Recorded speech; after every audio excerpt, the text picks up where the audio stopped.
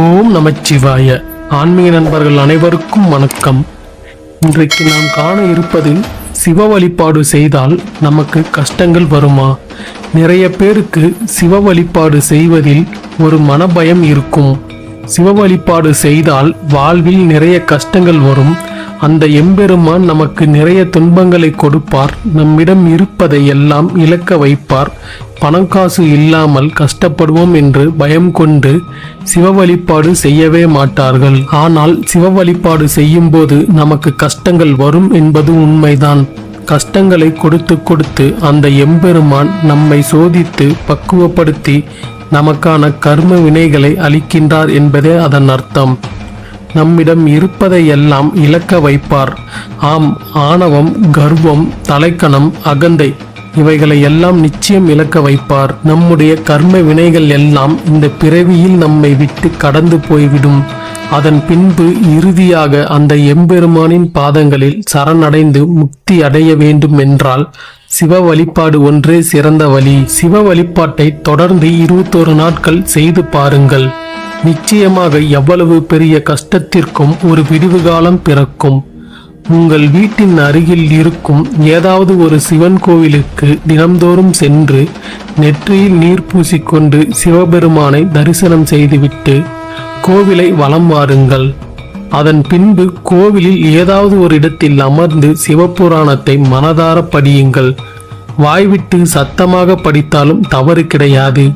ஆரம்பத்தில் சிவபுராணத்தை படிக்கும்போது சின்ன சின்ன பிழைகள் வரும், பரவாயில்லை, போக போக சரியாகிவிடும். சிவபுராணத்தை படித்து முடித்துவிட்டு உங்களுடைய கஷ்டங்களை எம்பெருமான் பாதங்களில் இறக்கி வைத்துவிட்டு வீட்டுக்கு வந்துவிடுங்கள். கோவிலுக்கு செல்லும் பொழுது உங்களால் முடிந்த வாழைப்பழமோ கற்பூரம் ஊதுவத்தி ஏதாவது ஒன்றை எம்பெருமானுக்கு வாங்கி கொண்டு செல்லுங்கள். நம்மை பார்க்க வரும் பக்தன் நமக்காக ஆசையாக என்ன பொருள் கொண்டு வருவான் என்று ஏக்கத்தோடும் ஆசையோடும் எம்பெருமான் எதிர்பார்த்து காத்திருப்பாராம். உங்களுக்கு இருக்கக்கூடிய எந்த பிரச்சனையாக இருக்கட்டும், அது சரியாக வேண்டும் என்று 21 நாட்கள் தொடர்ந்து நான் சொன்னபடி சிவ வழிபாட்டை செய்து பாருங்கள். உங்கள் வாழ்வில் நிச்சயம் நீங்கள் நம்ப முடியாத ஒரு அதிசயம் நடக்கும். தினம் என்னால் சிவன் கோவிலுக்கு செல்ல முடியாது என்பவர்கள் காலையிலேயோ அல்லது மாலையிலேயோ பூஜை அறையில் ஒரு தீபம் ஏற்றி வைத்து அப்பனை மனதார நினைத்து கொண்டு சிவபுராணத்தை வாசியுங்கள். அதன் பின்பு உங்களுடைய வேண்டுதலை இறைவனிடம் வேண்டி, ஏதாவது ஒரு கோரிக்கையாக இருக்கட்டும், 21 நாட்கள் தொடர்ந்து அந்த கோரிக்கை நிறைவேற்ற சிவபுராணத்தை படித்துத்தான் பாருங்களேன். பிறகு உங்களுடைய அனுபவம் என்ன என்பதை நீங்களே உணர்வீர்கள். இனம் புரியாத சந்தோஷமா, இனம் புரியாத பேரானந்தமா என்னவென்றே நம்மால் சொல்ல முடியாது.